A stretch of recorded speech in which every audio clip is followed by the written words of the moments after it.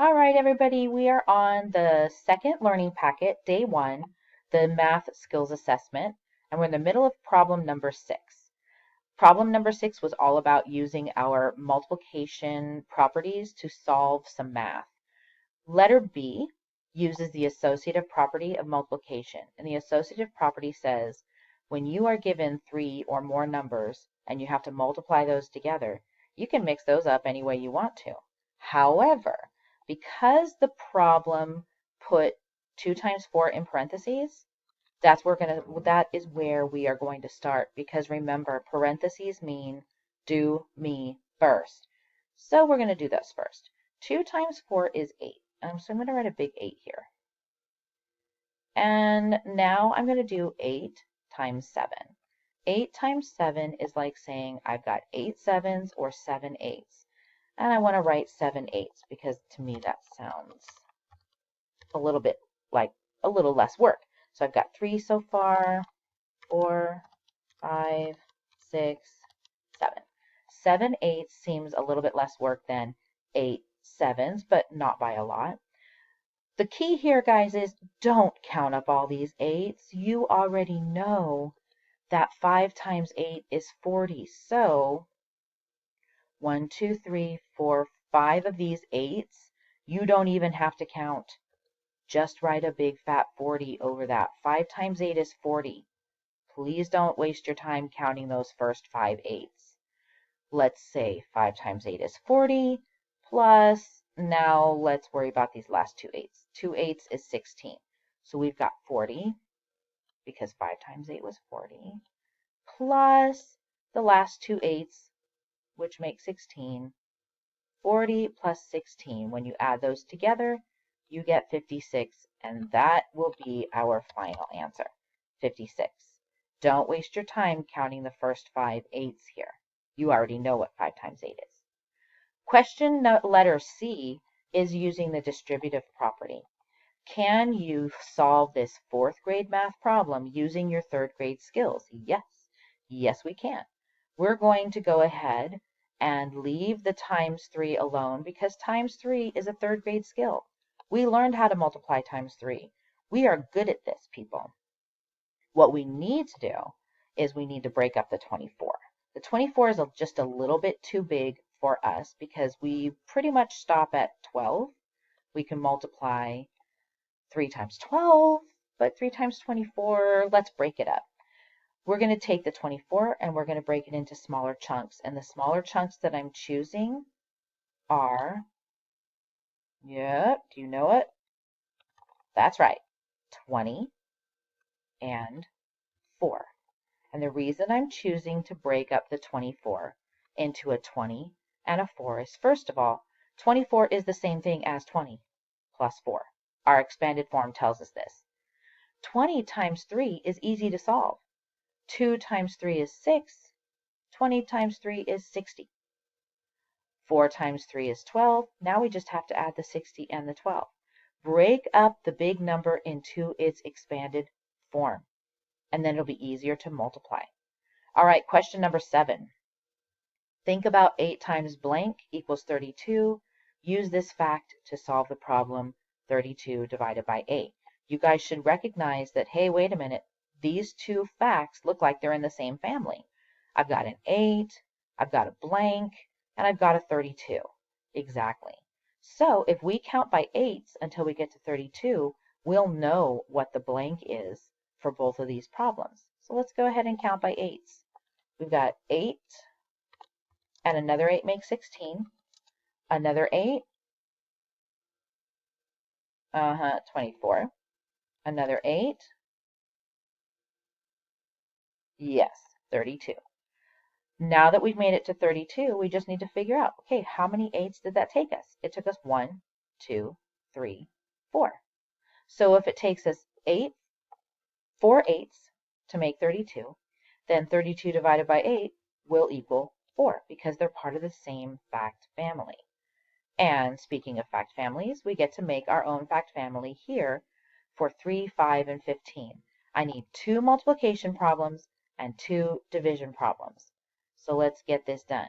Multiplication problems, you need the 2 small factors, 3 times 5, and then your product, 15. Now that you've got your factors in there, all you need to do is switch them around using the commutative property for the next one. Instead of 3 times 5, let's go with 5 times 3. Product stays the same though. It's still 15. And now let's divide. Remember, when you divide, you always start with the total, and the total is your product. You have to start with a big number when you divide. So both of these are going to start with 15. They both need to start with 15. The 3 and the 5 then can switch places here, like this. 15 divided by 3, now the answer would be 5. Unless, of course, I switch it around. 15 divided by 5, the answer is now 3, right? All right, so there's your fact family using 3, 5, and 15. Question number 9 says, Dad bought 17 cookies for a family treat. There are 3 people in the family. How many cookies will each person get? How many will be left over? That's a little clue right there. This how many will be left over is telling me that we're going to have some cookies left over. So let's go attack this problem. First thing I notice is the word each. Each means we're probably going to either multiply or divide. Now let's take a look at our information. Dad bought 17 cookies for the family, and there are 3 people in the family.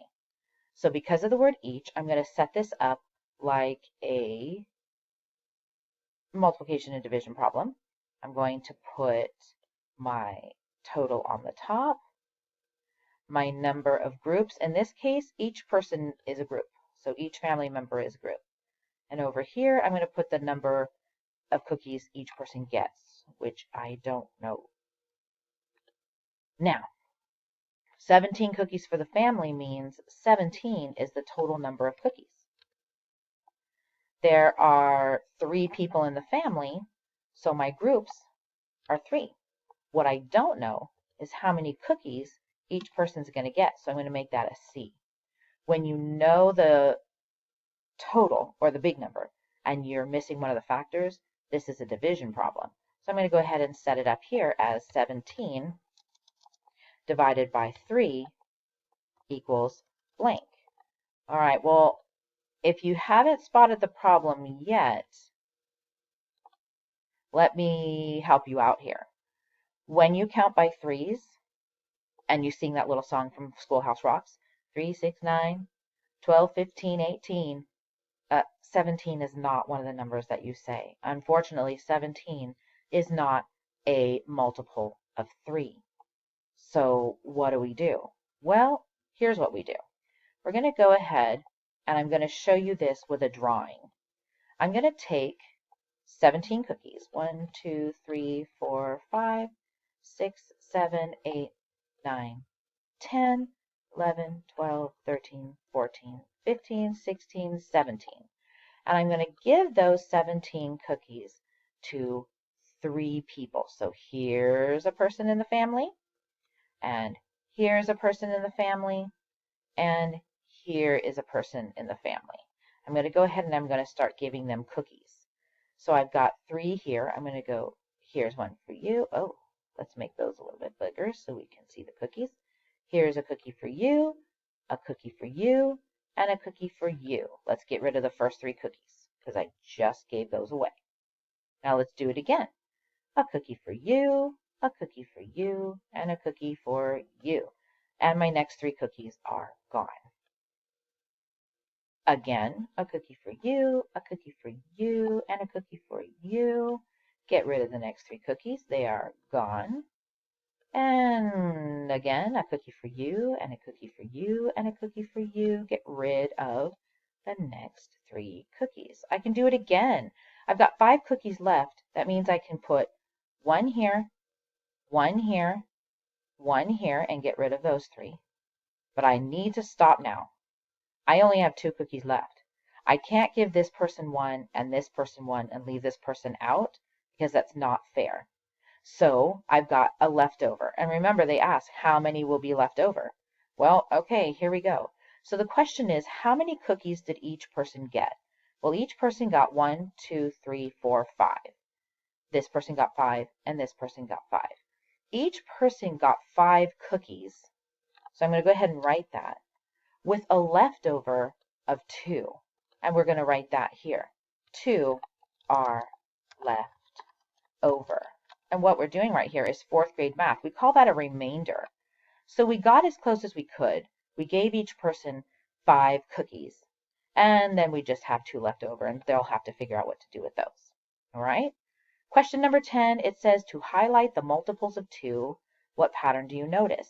Multiples of 2 mean the numbers you say when you count by 2.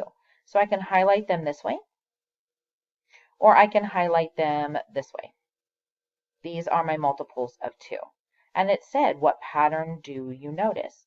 Do you notice that every single number that I've highlighted yellow is an even number? Yeah, we could write that. And it didn't give us a lot of space, so I'm going to do it down here. They are all even. Anything else you notice? Do you notice that they are the same numbers you say when you count by 2s? Yeah, they are the numbers you say when you count by 2s. Anything else you might notice? Do you notice by any chance that each of these numbers follows a pattern? And here's the pattern. See the 2, the 4, the 6, and the 8? They keep coming back. Look, 2, 4, 6, 8, and 0. And then, wait, 2, 4, 6, 8, and 0. 2, 4. The ones place keeps repeating the same numbers. The ones place repeats 2, 4, 6, 8, and 0. In the ones place, those numbers keep repeating over and over again. There's no 5, there's no 3. The only numbers you're going to see in the ones place are 2, 4, 6, 8, and 0. The tens place will change. I'll stick a 1 in front, and then I start sticking 2s in front. But the ones place continues to repeat 2, 4, 6, 8, and 0. If you spot any other patterns, write them down. Get those patterns in there. Write down whatever you see. All right, hopefully that answered your questions. And if you have any that I did not answer, you can post them in Google Classroom. I will talk to you later.